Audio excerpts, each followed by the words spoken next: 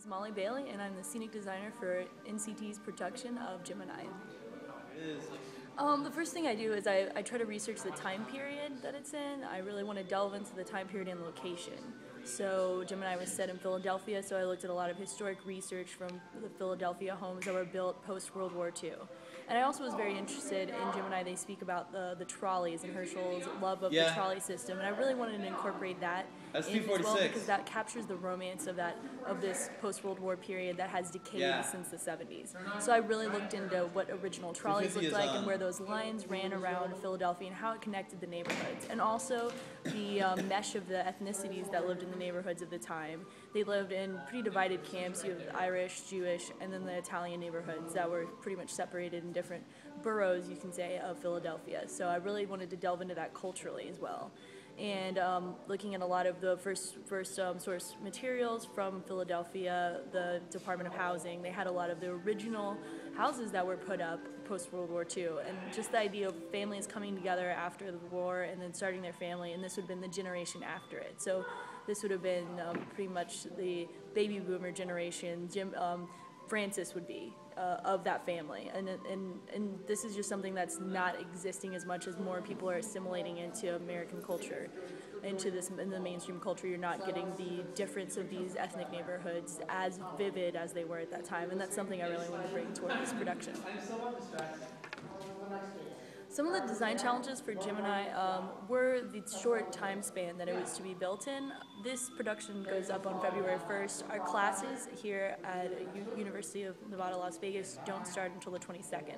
So to have that bridging the gap with the build time, which I would say was the most challenging thing, as trying to make sure everything is ready and gotten to and received by the technical director in time so that we could start on things, building them and cutting things before the break.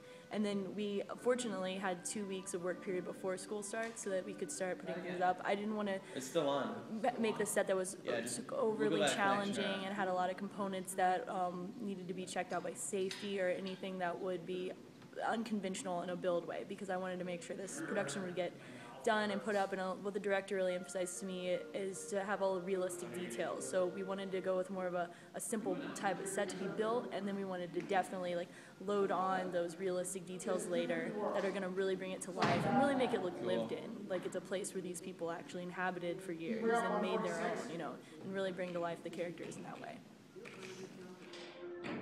My favorite part of working as a scenic designer would be bringing to life the details and the parts of the set that the characters cannot speak. There are certain things that the dialogue is there to tell a specific story in a specific amount of time of these characters. I feel like the set is there to give you a depth, a backstory, to hint at things, to make not large postulations, but to make assumptions and postulations about the past of these characters, and to kind of bring the details to the audience and to tell you more about the characters in a non-verbal way, in a visual way, to give you information about other people. That's my favorite part, is describing the world, visually describing the world that these people live in for the audience. That's my favorite part of being a scenic designer, bringing that to them and bringing the small details that you'd notice and that bring the characters to life, give them dimension, even and they aid the actors as well in their performance. I don't want it to be anything that could ever take